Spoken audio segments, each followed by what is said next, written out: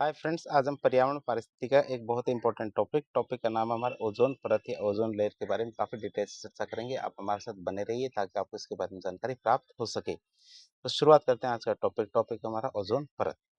बात करें ओजोन की तो ओजोन का सूत्र होता है हमारा O3। आप इसे याद रखेंगे। ओजोन क्या है? हमारी गैस ऑक्सीजन के 3 परमाणुओं से मिलकर बनी होती है, इसीलिए इसे O3 कहते हैं। और ओजोन की बात करें तो ओजोन का चरित्र कैसा है? दोहरा चरित्र है। दोहरा चरित्र का मतलब ये हमारा मित्र भी है और हमारा शत्रु भी है। आप इसे याद रखेंगे। क्या आप इसे सोचें कि ओजोन को होना बहुत अच्छी बात है? ये ऐसा नहीं है। तो ओजोन क्या कभी कभी शत्रु की तरह काम भी करता है और हमारे मित्र की तरह भी काम करता है। यदि आपसे पूछा जाए कि मित्र की तरह किस तरह से काम करता है और शत्रु की तरह किस तरह से काम करता है, तो आप क्या बताएंगे? हम बताते हैं आपको क्या बताना है। कि ओजोन गैस क्या है? ऑक्सीजन के 3 परमाणुओं से मिलके बना होता है। ये तो पहली बात होती है कि ओजोन क्या हमारे ऑक्सीजन के 3 परमाणु से मिलके बना होता है। और वायुमंडल में इसकी ऊंचाई ये तय करती है कि ये हमारे लिए फायदेमंद होगा या नुकसानदायक। किस ऊंचाई पे हमारा ओजोन पाई जाती है, कि कितनी ऊंचाई पे हमारा ओजोन पाई जाती है, ये डिसाइड करेगा कि ओजोन हमारे लिए फायदेमंद है या नुकसानदायक।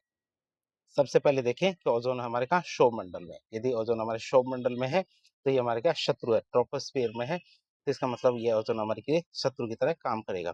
तो वायुमंडल की सबसे निचली परत होती है हमारी क्षोभमंडल, जहां हम क्या है? सांस लेते हैं। और यहाँ वाहनों और कारखानों के धुएं से ओजोन बनती है। क्या? वाहन जो हमारी गाड़ियां होती है और कारखाने, इनके धुएं से क्या? ओजोन बनती है। और ये बहुत ही खतरनाक वायु प्रदूषक की तरह काम करती है। जो ओजोन बनती है तो ये हमारे क्या? वायु प्रदूषक की तरह काम करती है। जो स्मोक बनाती है, आप इसे याद रखेंगे, जो किसका निर्माण करती है? स्मोक का निर्माण करती है। और यही स्मोक हमारे फेफड़ों में जाती है और फेफड़ों में जाके हमारे श्वसन तंत्र को गंभीर रूप से नुकसान पहुंचाती है। जो ओजोन हमारे शरीर के अंदर चली जाती है, श्वसन तंत्र में प्रवेश करती है, तो उसके बाद क्या होता है? हमारा फेफड़े मतलब श्वसन तंत्र को काफी ज्यादा नुकसान पहुंचाती है। इसीलिए यदि जो ओजोन हमारा सौरमंडल में, तो ये हमारी शत्रु की तरह काम करेगी। फिर बात करें हमारे किस कहाँ हो ओजोन? समताप मंडल में। समताप मंडल में तो स्ट्रेटोस्फेयर में है। तो ये हमारे मित्र की तरह काम करती है। किसकी तरह काम करते हैं? मित्र की तरह काम करती है। आप इसे याद रखेंगे। तो पृथ्वी से लगभग 16 से 25 किलोमीटर ऊपर, कहाँ? पृथ्वी की जो सतह है उससे 16 से 25 किलोमीटर ऊपर जो ओजोन की परत हो, तो ये हमारे लिए क्या? सुरक्षा कवच की तरह काम करती है। किसकी तरह काम करती है? सुरक्षा कवच की तरह काम करती है। और ये क्या करती है किस तरह से? ये सूर्य से आने वाली जो खतरनाक पराबैंगनी किरणें होती है, यूवी रेज होती है, तो यूवी रेज नंबर बी, इनको सोख लेती है और उन्हें पृथ्वी तक पहुंचने से रोक लेती है। इस तरह हमारी ये मित्र की तरह काम करती है। तो ओजोन की बात करें, यदि ओजोन गैस हमारे समताप मंडल में है, स्ट्रेटोस्फीयर में है, तो ये मित्र की तरह काम करेगी। और स्ट्रेटोस्फीयर कहाँ होता है? पृथ्वी से लगभग 16 से 25 किलोमीटर ऊंचाई पे होता है। और यहाँ पे जो ओजोन की परत है, ये हमारे लिए सुरक्षा कवच की तरह काम करती है। किससे सुरक्षा करती है? ये सूर्य से आने वाली जो खतरनाक पराबैंगनी किरणें होती है, यूवी रेज बी, उनको सोख लेती है और उनको पृथ्वी तक आने से रोकती है। अब बात करते हैं ओजोन परत का किस तरह से मापन किया जाता है। ओजोन छिद्र के बारे में क्या कॉन्सेप्ट है? क्यों? क्योंकि सभी कहते हैं ओजोन परत में छिद्र हो गया। इसका क्या मतलब है उसकी बात करें। तो ओजोन की सघनता को मापने के लिए, या ओजोन की सघनता को मापने के लिए डॉप्सन इकाई, जो डॉप्सन यूनिट है जिसे शॉर्ट में डीयू कहते हैं, इसका इस्तेमाल किया जाता है। आप इसे याद रखेंगे। किसका इस्तेमाल किया जाता है? डीयू, मतलब डॉप्सन यूनिट का इस्तेमाल किया जाता है। एक डॉप्सन यूनिट की बात करें तो एक डॉप्सन यूनिट में होते हैं हमारे 2.69 इंटू 10 20 ओजोन अणु प्रति घन मीटर। आप इसे याद रखेंगे। एक डॉप्सन यूनिट का मान कितना होता है? 2.69 इंटू 10 हमारी 20 ओजोन अणु प्रति घन मीटर, ये हमारी इसकी इकाई होती है। और इसको किस में मापा जाता है? पीपीबी में। किस में मापा जाता है? पीपीबी में मापा जाता है। तो ये तो हमने क्या है? इसकी इकाई देख ली। अब देखेंगे हमारे जो ओजोन छिद्र के बारे में चर्चा चलती है। तो ओजोन छिद्र क्या होता है? ये कोई वास्तव में भौतिक छेद नहीं होता। जैसे कोई भौतिक रूप से हम छेद देखते हैं, तो ओजोन छिद्र में का मतलब कोई वास्तविक छेद नहीं होता। बल्कि ये क्या होता है? ये समताप मंडल में जब ओजोन की परत बहुत पतली हो जाती है, कहाँ? समताप मंडल है, स्ट्रेटोस्फीयर में जब ओजोन की परत है, ये जब पतली हो जाती है और उसकी सघनता 220 डॉप्सन यूनिट से कम हो जाती है। कितनी? 220 डॉप्सन यूनिट से कम हो जाती है। तो वैज्ञानिकों की भाषा में इसे ओजोन छेद या ओजोन होल कहा जाता है। आप इसे याद रखेंगे। जब हमारे समताप मंडल की ओजोन परत की सघनता में 220 डॉप्सन यूनिट से नीचे चली जाती है, तो वैज्ञानिकों की भाषा में इसे ओजोन छेद या ओजोन होल कहा जाता है।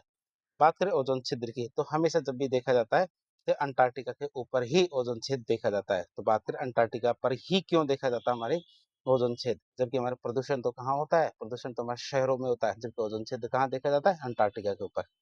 तो दक्षिणी ध्रुव अंटार्कटिका पर यह छिद्र हर साल अगस्त से अक्टूबर के बीच में, कब? अगस्त से अक्टूबर के बीच में, मतलब वसंत ऋतु में बनता है। बात करें इसका मुख्य कारण क्या है? कि इसका मुख्य कारण वहाँ बनने वाले विशेष तरह के बादल हैं। जो अंटार्कटिका है, तो अंटार्कटिका के ऊपर विशेष प्रकार के बादल बनते हैं, जिनकी वजह से हमारे अगस्त से अक्टूबर मतलब वसंत की ऋतु के अंदर हर साल दक्षिणी ध्रुव अंटार्कटिका में ओज़ोन छेद देखने को मिलता है। बात करें ओज़ोन छेद देखने के लिए क्या उपकरण काम में लिए जाते हैं, तो उपकरणों की बात करें तो नासा का जो निम्बस 7 है उपग्रह, तो नासा के निम्बस 7 उपग्रह में हमारे 3 उपकरण लगे हैं। कौन-कौन से उपकरण लगे हैं? एक तो हमारा डॉप्सन स्पेक्ट्रोफोटोमीटर, कौन-सा डॉप्सन स्पेक्ट्रोफोटोमीटर, दूसरा द फ़िल्टर ओज़ोनोमीटर और तीसरा टॉम्स। तो ये 3 उपकरण लगे हुए हैं हमारे किसमें? निम्बस 7 में। और 3 उपकरणों में ने ही सबसे पहले दुनिया को ओज़ोन परत के पतले होने की या ओज़ोन परत में छेद होने की जानकारी दी थी। तो 3 उपकरण कौन-कौन से? एक तुम्हारा डॉप्सन स्पेक्ट्रोफोटोमीटर, दूसरा हमारा द फ़िल्टर ओज़ोनोमीटर और तीसरा टॉम्स। इन तीनों ने मिलके हमारी जानकारी दी थी पहली बार कि ओज़ोन परत पतली हो रही है, मतलब ओज़ोन परत में छेद हो रहा है अंटार्कटिका की तरफ। अब बात करें ओज़ोन परत में छेद क्यों हो रहा है या ओज़ोन परत पतली क्यों हो रही है? तो ओज़ोन परत की क्षरण की रासायनिक प्रक्रिया की बात करें, तो मनुष्य के द्वारा रेफ्रिजरेटर, एसी और फ़ोम उद्योग है, ये उपयोग लिया जाता है। क्यों? क्योंकि हमारी जो मानव जीवन की जो दैनिक गतिविधियाँ हैं, तो इसमें हमारी ये सब चीज़ें काम आती है। एसी भी काम आता है, रेफ्रिजरेटर भी काम आता है और फ़ोम उद्योग भी काम आता है। तो इनमें उपयोग लिए जाने वाले जो हमारा क्लोरोफ्लोरोकार्बन है, क्यों? क्योंकि जो शीतक, प्रतिशीतक जो हमारी गैस काम में ली जाती है, तो क्लोरोफ्लोरोकार्बन गैस काम में लिया जाता है और यही हमारी क्या ओज़ोन की सबसे बड़ी दुश्मन है। ये क्लोरोफ्लोरोकार्बन है, जो हम गैसों का इस्तेमाल करते हैं एसी, फ्रिज इनके अंदर, तो यही गैस हमारी क्या है, ओज़ोन की सबसे बड़ी दुश्मन है।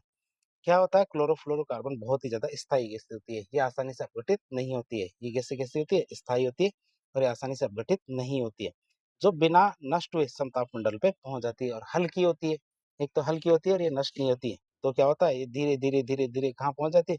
समताप मंडल पे पहुँच जाती है और वहाँ सूर्य की जो पराबैंगनी किरणें होती है यूवी रेज़, सीएफसी को तोड़ के सक्रिय क्लोरीन में बदल देती है। वहाँ पहुँचने के बाद जब सूर्य की किरणें इन पे गिरती है, सूर्य की भी कौन-सी पराबैंगनी किरणें, तो पराबैंगनी किरणें जब क्लोरोफ्लोरोकार्बन पे गिरती है, तो क्लोरोफ्लोरोकार्बन टूट जाता है और टूट के क्या क्लोरीन को मुक्त कर देता है और यही क्लोरीन क्या करती है ओज़ोन सी के साथ बहुत तेज़ी से अभिक्रिया करती है। ये क्लोरीन क्या करती है ओज़ोन के साथ बहुत तेज़ी से अभिक्रिया करती है। हम यदि इसको अभिक्रिया के अंदर देखें, तो क्लोरोफ्लोरोकार्बन ज मतलब CF2Cl2 जब हमारा आसमान में मतलब समताप मंडल में पहुँच जाती है, तब उसपे यूवी रेज़ गिरती है, यूवी प्रकाश गिरता है, तो क्लोरोफ्लोरोकार्बन किसमें टूट जाता है? CCl2, Cl और F2 जिसमें हमारा एक क्लोरीन का अणु मुक्त हो जाता है। एक क्लोरीन का अणु जब मुक्त होता है, तो यही क्लोरीन का अणु क्या होता है? आगे जाके ओज़ोन से क्रिया करता है। किससे? ओज़ोन से क्रिया करता है। और ओज़ोन से क्रिया करके ऑक्सीजन को तोड़ देता है और ऑक्सीजन को तोड़ के एक तो ऑक्सीजन का अणु और एक हमारे ClO बना लेता है। आप इसे याद रखिए। फिर ये अगला ClO क्या करता है? वापस ओज़ोन से क्रिया करता है। क्या वापस ओज़ोन से क्रिया करेगा और फिर हमारे Cl अलग हो जाता है, फिर O2 हमारे एक और ऑक्सीजन का कण अलग हो जाता है। तो इस तरह हमारे एक क्लोरीन का अणु टूट जाता है, तो बहुत सारे ओज़ोन अणु को नष्ट कर देता है। जैसे हमने देखा कि एक क्लोरीन का अणु क्या करता है? 2 ओज़ोन के अणु को सीधे-सीधे नष्ट करता है और वापस उसी फ़ॉर्म में निकल जाता है जिस फ़ॉर्म में वो बना था और आगे के जो हमारे ओज़ोन के अणु होते हैं, उनको भी नष्ट करने की कोशिश करता है। बात करें खतरनाक क्यों है? क्योंकि इस प्रक्रिया में क्लोरीन क्लोरीन का जो आयन है कभी नष्ट नहीं होता बल्कि बार-बार, बार-बार ओज़ोन को तोड़ता रहता है और एक क्लोरीन का आयन लगभग 1 लाख ओज़ोन अणु को नष्ट करने के लिए काफ़ी है। एक क्लोरीन का आयन है ना, वो क्या करता है 1 लाख हमारे ओज़ोन अणुओं को नष्ट कर देता है। बात करें हमारे ध्रुवीय समताप जो मंडलीय बादल है, उनकी भूमिका की बात करें। क्योंकि अभी हमने देखा था कि हमारे अंटार्कटिका के ऊपर विशेष प्रकार के बादल बनते हैं, इसी वजह से वहाँ क्या है हमारे ओज़ोन परत पतली होती जा रही है। और ये सबसे महत्वपूर्ण बिंदु है जो ये समझाता है कि ओज़ोन छिद्र ध्रुवों पर ही क्यों बनता है? जबकि सारा प्रदूषण, एसी, रेफ्रिजरेटर ये सब तो हमारे क्या है, शहरों के अंदर काम में लिए जाते हैं। तो सामान्यतः क्या होता है वायुमंडल में मौजूद क्लोरीन निष्क्रिय रूप से मतलब Cl HCl या ClO NO2 इसके रूप में सुरक्षित रहती है। वायुमंडल में जो क्लोरीन होती है वो निष्क्रिय रूप से सुरक्षित होती है। अंटार्कटिका में सर्दियों के दौरान जब अंटार्कटिका में सर्दियाँ आ जाती है, तो सर्दियों के दौरान तापमान -80 तक गिर जाता है। कितना? -80 तक गिर जाता है, जिससे वहाँ ध्रुवीय समताप मंडल का निर्माण होता है।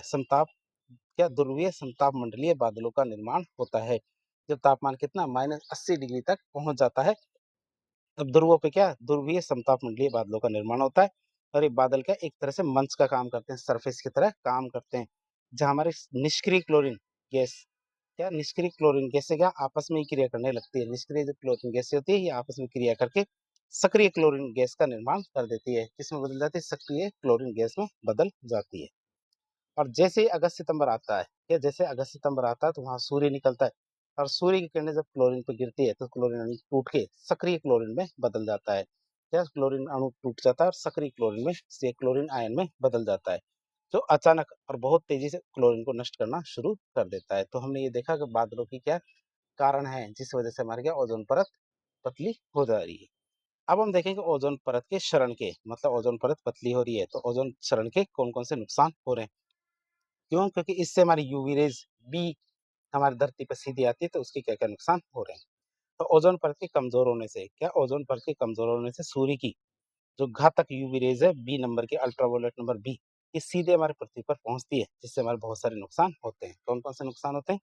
पहला नुकसान होता है मानव स्वास्थ्य पर इसका प्रभाव पड़ता है। क्या मानव स्वास्थ्य पर प्रभाव की बात करें तो ये किरणें इंसान के डीएनए को सीधे सीधे नुकसान पहुंचा देती है। जब त्वचा पे गिरती है तो मनुष्य का जो डीएनए ये सीधे सीधे प्रभावित होता है। इससे हमारे मोतियाबिंद जो नेत्र रोग, त्वचा का कैंसर मतलब स्किन कैंसर, और रोगों से लड़ने की जो क्षमता होती है इम्यूनिटी, ये कमजोर होती है। तो मानव स्वास्थ्य पर प्रभाव हमने देखा। फिर बात करें फाइटोप्लैंक्टन की। फाइटोप्लैंक्टन का मतलब छोटे छोटे जीव होते हैं जो समुद्रों में पाए जाते हैं, जिनको खा के हमारी मछलियाँ क्या करती है? जिंदा रहती है। वो हमारे क्या होते हैं? फाइटोप्लैंक्टन होते हैं। तो फाइटोप्लैंक्टन की बात करें तो इस समुद्र के में पाए जाने वाले छोटे छोटे सूक्ष्म पौधे होते हैं जो समुद्री जीवों का मुख्य भोजन होते हैं। तो यूवी रेज नंबर बी क्या करती है? हमारी ये किरणें इन फाइटोप्लैंक्टन या पादप प्लवकों को नष्ट कर देती है, जिससे क्या होता है? पूरे समुद्र की खाद्य श्रृंखला मतलब फूड चेन और मछलियों का जीवन खतरे में पड़ जाता है। इससे हमारे क्या होता है? पूरी की पूरी समुद्र की खाद्य श्रृंखला मतलब फूड चेन और मछलियों का जीवन क्या खतरे में पड़ जाता है। कृषि और वनस्पति की बात करें तो पौधों के बीज अंकुरण, उनकी वृद्धि और प्रकाश संश्लेषण की प्रक्रिया धीमी पड़ जाती है। इससे क्या होता है? पौधों के बीज अंकुरण, उनकी वृद्धि और प्रकाश संश्लेषण की प्रक्रिया क्या होती है? धीमी पड़ जाती है, जिससे फसलों के उत्पादन में भारी कमी आती है। जिससे क्या होता है? हमारे फसलों के उत्पादन में भारी कमी आती है। तो ये तो हमने प्रभाव देख लिया। अब हम देखेंगे ओजोन के संरक्षण के लिए। क्यों? क्योंकि ओजोन की परत तो पतली होती जा रही है और हमें बहुत ज्यादा नुकसान भी पहुंचा रही है। तो अंतर्राष्ट्रीय स्तर पर कौन कौन से कदम उठाए जा रहे हैं इसको रोकने के लिए। तो ओजोन परत को बचाने का सफर रातों-रात तय नहीं हुआ है। इसके लिए विश्व स्तर पर 3 मुख्य मुख्य पड़ाव आए हैं। मुख्य पड़ाव की बात करें तो पहला पड़ाव आता है हमारा कौन-सा? वियना सम्मेलन, जो कब किया गया? 1985 में। ये हमारा चरण कैसा था? जागरूकता का चरण था। जो वियना चरण था, ये हमारा कैसा चरण था? जागरूकता का चरण था। जब वैज्ञानिकों ने पहली बार ओजोन परत के पतले होने की चेतावनी दी थी। ये था हमारा कौन-सा? वियना सम्मेलन 1985 का। इसमें पहली बार क्या होता है? पहली बार हमारे ओजोन परत के पतले होने की सूचना दी जाती है। अब दुनिया भर के देश जो ऑस्ट्रिया की राजधानी वियना में इकट्ठे होते हैं। कब दुनिया भर के देश क्या था? ऑस्ट्रिया की राजधानी वियना में इकट्ठे होते हैं। बात करें इस वियना सम्मेलन के महत्व की तो ओजोन परत को बचाने के लिए दुनिया का पहला आधिकारिक प्रयास था। ये हमारे क्या दुनिया को बचाने का, दुनिया को क्या ओजोन परत को बचाने के लिए दुनिया का पहला आधिकारिक प्रयास था। कौन सा? वियना सम्मेलन, जो 1985 का था। बात करें इस सम्मेलन में क्या कमी थी? इस सम्मेलन की कमी की बात करें तो इसमें केवल चिंता व्यक्त की गई थी कि भैया ओजोन परत पतली हो रही है, हमें बचाना है। तो हो करके चिंता व्यक्त की गई थी केवल, और रिसर्च करने पे जोर दिया गया कि भैया क्यों पतली हो रही है, इसके लिए हम क्या क्या कर सकते हैं। तो इन सब चीजों पे जोर दिया गया। क्लोरोफ्लोरो गैसों को बंद करने के लिए कोई कानूनी दबाव नहीं बनाया गया। क्यों? क्योंकि वैज्ञानिकों ने पहले ही बता दिया था कि क्लोरोफ्लोरो गैसें जो हम रेफ्रिजरेटर एसीज इनके अंदर काम में ले रहे हैं, इनकी वजह से हमारे ओजोन परत में नुकसान दे रही है। लेकिन क्लोरोफ्लोरो गैसों को बंद करने के लिए कोई भी कानूनी दबाव ये लीगली बाइंडिंग नहीं बनाया गया है, इसलिए जमीनी स्तर पर ज्यादा प्रभावी नहीं रहा था हमारा वियना सम्मेलन 1985 का। जब प्रभावी नहीं रहा तो फिर हमारा एक और प्रोटोकॉल आता है। प्रोटोकॉल आता है हमारा कौन सा? मॉन्ट्रियल प्रोटोकॉल, जो सबसे ज्यादा प्रभावी था। कार्रवाई का चरण है 1987 में। आप इसे याद रखेंगे 1987 में हमारा कार्रवाई शुरू कर देते हैं। कौन के जरिए? मॉन्ट्रियल प्रोटोकॉल के जरिए। तो वियना सम्मेलन की कमियों को दूर करने के लिए कनाडा के मॉन्ट्रियल शहर में, हाँ, कनाडा के मॉन्ट्रियल शहर में एक ऐतिहासिक और सख्त समझौता हुआ था। कैसा? सख्त समझौता हुआ। और इसे हमारे पर्यावरण के इतिहास का सबसे सफल अंतर्राष्ट्रीय समझौता माना जाता है। कौन सा? मॉन्ट्रियल प्रोटोकॉल को, 1987 का। इसी वजह से हमारा ओजोन दिवस भी मनाया जाता है। तो विश्व ओजोन दिवस हमारे 16 सितंबर 1987 को, जब इस पे हमारे हस्ताक्षर हुए थे, जो मॉन्ट्रियल प्रोटोकॉल पे हस्ताक्षर हुए थे, कब? 16 सितंबर 1987 को। इसी वजह से 16 सितंबर को हमारे ओजोन दिवस के रूप में मनाया जाता है। इसलिए हमारे क्या 16 सितंबर क्यों महत्वपूर्ण है? ओजोन दिवस के लिए। बात करें कोपेनहेगन संशोधन, क्या कोपेनहेगन संशोधन की बात करें, ये किया गया था हमारा 1992 में। तो मॉन्ट्रियल समझौते को और भी ज़्यादा धारदार बनाने के लिए, बहुत ज़्यादा मजबूत बनाने के लिए ये संशोधन किया गया था और ये था हमारा कौन-सा कोपेनहेगन संशोधन, जिसमें तय किया गया था विकसित देश जिनके पास तकनीक भी है और पैसा भी है। कौन से देश हैं? विकसित देश जैसे अमेरिका, यूरोपियन यूनियन और भी बहुत सारे जो हमारे विकसित देश है। तो इन विकसित देशों के पास तकनीक भी है और पैसा भी है। तो वर्ष 2000 तक क्लोरोफ्लोरोकार्बन को ही अपना काम में लेना बंद कर दें। क्यों? क्योंकि इनके पास तकनीक है, तो इनका एक अल्टरनेटिव ये खोज सकते हैं और क्लोरोफ्लोरोकार्बन बंद करके इनकी जगह दूसरा काम में ले सकते हैं। और विकासशील देशों के लिए 10 साल का अतिरिक्त मोहलत दी गई थी, मतलब इसे 2010 तक की अवधि के लिए कहा गया था। किनके लिए? विकासशील देशों के लिए। बात करें भारत की क्या उपलब्धि रही, तो भारत को 2010 का लक्ष्य दिया गया था कि 2010 तक वो क्लोरोफ्लोरोकार्बन को यूज लेना बंद कर देगा, लेकिन भारत तो एडवांस निकला। कैसे? क्योंकि भारत ने 2 साल पहले मतलब 2008 में क्लोरोफ्लोरोकार्बन को पूरी तरह से प्रतिबंधित कर दिया था। तो भारत पर्यावरण के मामले में आगे बढ़ के काम करता है, आप इसे याद रखेंगे। तो भारत ने 2 साल पहले ही इसे बंद कर दिया था। फिर आता 2016 का हमारा किगाली समझौता, मतलब गलतियों को सुधारने का चरण। क्यों? क्लोरोफ्लोरोकार्बन बंद करके हमने एचएफसी को काम में लेना शुरू कर दिया था, मतलब हाइड्रोफ्लोरो कार्बन ये काम में लेनी शुरू कर दी थी। अब हाइड्रोफ्लोरोकार्बन भी क्या है? एक गलती हो गई हमसे। क्या गलती हो गई? बात करें इसकी तो किगाली समझौते में हमने गलती को सुधारने का कार्य किया था 2016 में। तो मॉन्ट्रियल प्रोटोकॉल के तहत दुनिया में हम क्लोरोफ्लोरोकार्बन का उत्पादन बंद कर दिया था। अब उसकी जगह क्या काम में लेना शुरू कर दिया? हाइड्रोफ्लोरोकार्बन। इसका उपयोग करना शुरू कर दिया। अब हाइड्रोफ्लोरोकार्बन ओजोन परत को तो बचा लेता है, मतलब ओजोन की परत को तो नुकसान नहीं पहुंचाता, लेकिन इसने एक नई मुसीबत खड़ी कर दी और वो मुसीबत हमारी कौन सी? Global warming. जिसने कौन सी मुसीबत खड़ी कर दी? हमारे ग्लोबल वार्मिंग को शुरू कर दिया। अब किगाली जो हमारे रवांडा के अंदर है, रवांडा की राजधानी किगाली है, यहाँ हम सारे के सारे देश मिलते हैं और एक समझौता करते हैं। और ये समझौता इसी भूल का सुधार था, मतलब इस भूल सुधार का परिणाम था। इसका मुख्य लक्ष्य क्या था? जो हाइड्रोफ्लोरोकार्बन है इसको भी हटाना है। क्या? इसको भी हटाना है। तो एचएफसी को हटा करके दुनिया को एचएफओ मतलब हाइड्रोफ्लोरो ओलेफिन इसकी तरफ लेके जाना है। तो ये हमारे क्या किगाली समझौते के अंदर किया गया। क्यों? क्योंकि हमने मॉन्ट्रियल प्रोटोकॉल के तहत जो तय किया था कि क्लोरोफ्लोरोकार्बन इसको हटा करके हम क्या एचएफसी ये काम में लेने लगेंगे। लेकिन ये क्या हमारे ग्लोबल वार्मिंग को बढ़ा देता है। तो हमने किगाली समझौता हुआ, तो किगाली समझौता 2016 वाला, जिसमें हमने ये तय किया कि हमें एचएफसी को भी हटाना है और किसकी तरफ जाना है? एचएफओ मतलब हाइड्रोफ्लोरोकार्बन को काम में लेना है। अगर ये समझौता सफल रहता है तो सदी के अंत तक मतलब 2100 तक पृथ्वी के तापमान में 0.5% की वृद्धि को रोका जा सकता है। 2100 होगी तो 2100 तक आते-आते हम सदी का तापमान कितना 0.5% तक रोक सकते हैं। डिग्री तक रोक सकते हैं, परसेंट नहीं डिग्री तक। अब बात करें किगाली समझौते के अंदर क्या किया गया है, तो इसके अंदर हमने देशों का वर्गीकरण किया। क्या कि कौन सा देश किस तरह से कार्य करेगा, तो देशों को बाँट दिया। तो किगोली समझौता की सबसे अच्छी बात यह है कि सभी देशों पर एक समान नियम नहीं थोपे गए। किगाली समझौते में क्या सभी देशों पर एक समान नियम नहीं थोपे गए और हमारी अर्थव्यवस्था और जलवायु के आधार पर देशों की 3 श्रेणियां बनाई गई। किस आधार पे? अर्थव्यवस्था और जलवायु के आधार पर देशों की 3 श्रेणियां बनाई गई। बात करें 3 श्रेणियां कौन-कौन सी थी? तो पहली श्रेणी आती है समूह 1। पहली श्रेणी आती है समूह 1 जिसमें हमारे विकसित देशों को शामिल किया गया। दूसरा समूह 2 जिसमें हमारे उभरती हुई जो अर्थव्यवस्था थी उसको शामिल किया गया। समूह 3 के अंदर विकासशील और जो गर्म देश थे उनको शामिल किया गया। बात करें इनके अंदर कौन-कौन से देश थे? तो विकसित देशों में हमारे अमेरिका, ब्रिटेन, यूरोपियन संघ। बात करें उभरती हुई अर्थव्यवस्था में हमारे चीन, ब्राज़ील और दक्षिण अफ्रीका। और विकासशील और गर्म देशों में जैसे भारत, पाकिस्तान, ईरान, सऊदी अरब इन देशों को शामिल किया गया। तो इनसे क्या कहा गया कि आप हाइड्रोफ्लोरोकार्बन इनकी कटौती शुरू करेंगे। कैसे? तो इस कटौती की शुरुआत की बात करें तो विकसित देश तो हमारे 1 जनवरी 2019 से ही कटौती की शुरुआत कर देंगे। क्या? कटौती की शुरुआत कर देंगे हमारे 1 जनवरी 2019 से। जो उभरती हुई अर्थव्यवस्था है उनके लिए 2024 का समय दिया गया। कितना? 2024 का समय दिया गया कि वो हाइड्रोफ्लोरोकार्बन को की कटौती करना शुरू कर देंगे 2024 से। और विकासशील और गर्म देश जिसमें हमारा देश भी शामिल है, तो इनके लिए कहा गया कि 2028 से ये इनकी कटौती करना शुरू कर देंगे। अब एचएफसी उत्पादन का आधार वर्ष की बात करें, क्या एचएफसी उत्पादन का आधार वर्ष की बात करें, तो किस आधार पे हम तय करेंगे कि कितना कटौती हुई या नहीं? तो विकसित देशों के लिए 2011 और 2013 ये आधार वर्ष रखा गया। उभरती हुई अर्थव्यवस्थाओं के लिए 2020 से 2022 के बीच का आधार वर्ष रखा गया और विकासशील और गर्म देशों के लिए ये हमारे 2024 से 2026 तक का आधार वर्ष रखा गया है। आप इसे याद रखेंगे। अब लक्ष्य क्या रखा गया हाइड्रोफ्लोरोकार्बन को कम करने का?